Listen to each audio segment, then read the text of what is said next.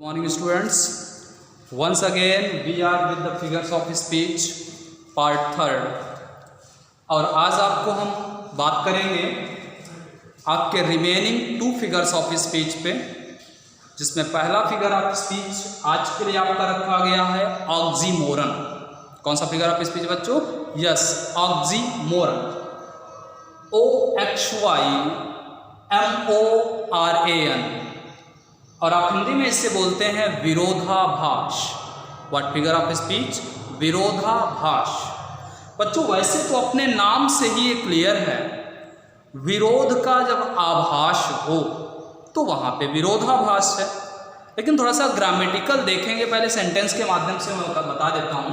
जैसे बोल देते हैं कि एग्जाम्पल की life is an open secret. Life is an open secret. This is your figure statement for oxymoron। इसका हिंदी अर्थ क्या है ये जानेंगे। जीवन एक खुला रहस्य है। जीवन एक खुला रहस्य है। तो प्यारे बच्चों, जीवन को यहां पर माना क्या गया है? लाइफ को क्या माना गया बताइए? तो ये आपका आंसर सही है। लाइफ को माना गया ओपन सीक्रेट। लाइफ को क्या माना गया है? ओपन सीक्रेट माना गया है लाइफ को। और अगर हम इन दोनों शब्दों की आपस में चर्चा करें तो ओपन और सीक्रेट ये एक दूसरे के अपोजिट वर्ड है कि नहीं? एक दूसरे पर विरोध दर्शा रहे हैं कि नहीं? भाई जो ओपन होगा वो सीक्रेट नहीं हो सकता, और जो सीक्रेट है वो ओपन नहीं हो सकता है। तो ये एक दूसरे का क्या कर रहे हैं? विरोध कर रहे हैं। इसलिए बच्चों इस स्टेटमेंट में कौन सा अलंकार हुआ? वो विरोधाभास, ऑक्सीमोरन। कंफर्म कहेंगे क्या कि ऑक्सीमोरन में एक ही वस्तु के लिए दो विरोधी गुण एक साथ जोड़े जाते हैं।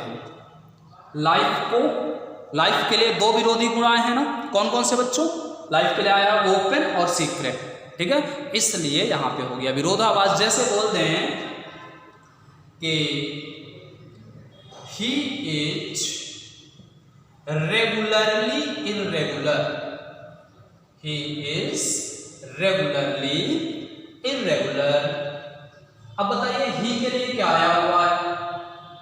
ही के लिए आया हुआ है रेगुलरली इररेगुलर। तो भाई जो रेगुलर होगा वो इररेगुलर नहीं होगा, जो इररेगुलर होगा वह रेगुलर नहीं होगा। इसलिए एक दूसरे का विरोधी हैं, ठीक है। आपका फिगर ऑफ स्पीच कौन सा बन गया? Yes, oxymoron. थोड़ा सा डेफिनेशन से और समझने की जरूरत है, तो डेफिनेशन से भी समझा देते हैं। जो चीजें आपकी रिमेनिंग हैं उनको with the use of definition हम आपको समझा रहे हैं।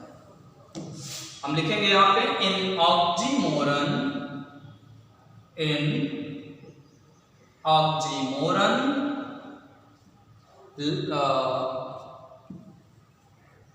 two opposite qualities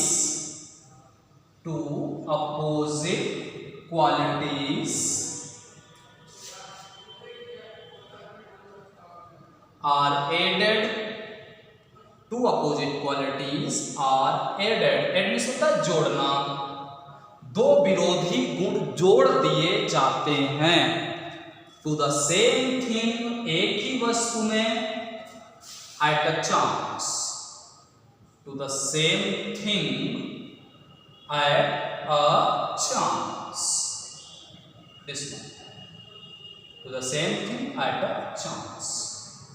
इन ऑक्सीमोरन, हिंदी वर्जन देखेंगे इसका। विरोधाभास में 2 अपोजिट क्वालिटीज, 2 विरोधी गुणों को आर एडेड जोड़ दिया जाता है टू द सेम थिंग, एक ही वस्तु में, एक ही बार में। एक ही वस्तु में एक ही बार में 2 विरोधी गुण क्या किए जाते हैं? जोड़े जाते हैं। कैसे? जैसे हम बोल रहे हैं एग्जाम्पल के लिए, life is a bitter sweet. Life is a bitter sweet। What the means? जीवन एक कड़वी मिठाई है। Life is a bitter sweet. तो बच्चों, जीवन के लिए कौन से दो विरोधी गुण जोड़े गए हैं? लाइफ के लिए what two qualities are added for it? Then those qualities are bitter, कड़वी, sweet, मिठाई। तो भाई जो कड़वी होगी वो मिठाई नहीं हो सकती और जो मिठाई होगी वो कड़वी नहीं होगी। और इन दोनों विरोधी गुणों को किसके लिए लाया गया है? लाइफ के लिए। बन गया कौन सा figure of speech? Yes, oxymoron. One more,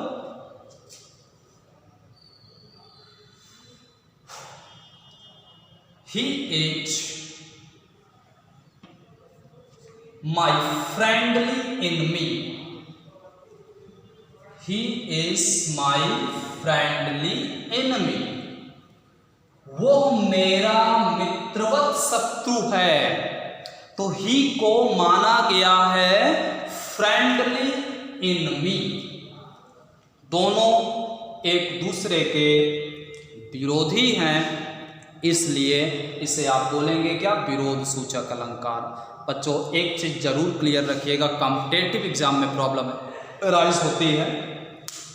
ये बहुत मस्त थिंग है। दो विरोधी गुण तो ऐड किए जाएंगे लेकिन एक ही बार में। आप देख रहे हैं ही के साथ दो विरोधी गुण है, फ्रेंडली और एनिमी, लेकिन एक ही साथ जोड़े गए हैं। एक एग्जाम्पल आपको बुक्स में अक्सर मिल जाता है, and having nothing he hath all. आप लोगों ने शायद पढ़ा हो, having nothing he hath all. एक लेसन था, पोएम थी, नाम था character of a happy life by sir Henry Wotton perhaps, है ना।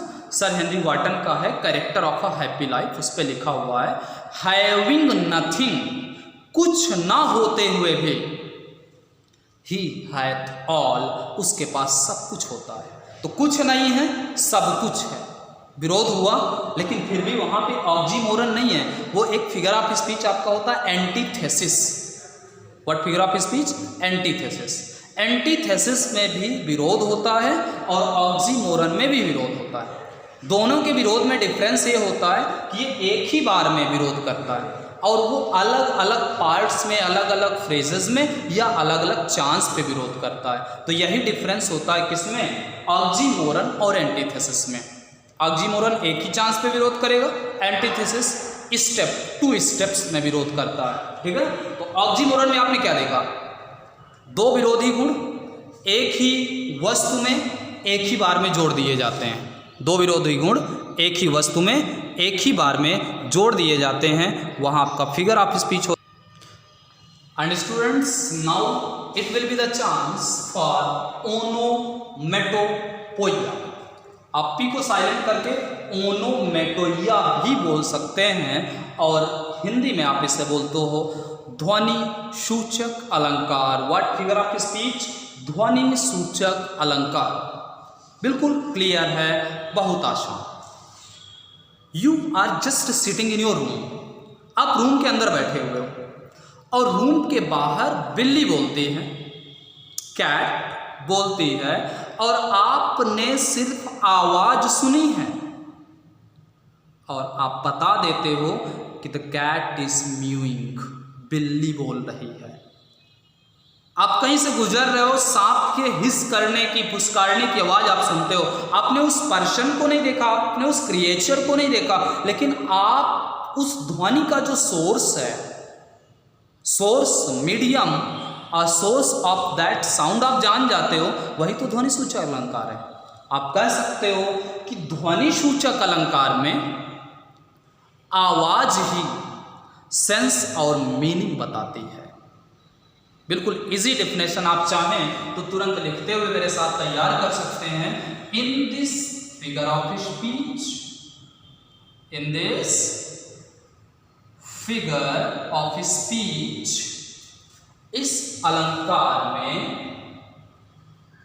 In this figure of speech, sound suggests, sound suggests the sense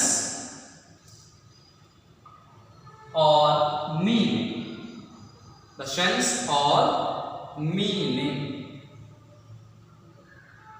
it will be definition.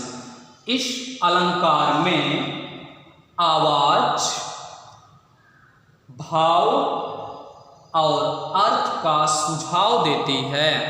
Sound suggests the sense और meaning. कहीं पे भी बच्चों कोई भी आवाज़ आपको सुनाई दे और उस स्टेटमेंट पे लिखा जाए उसको, तो वो स्टेटमेंट क्या होता है, आपका कहलाता है ओनोमेटोइया।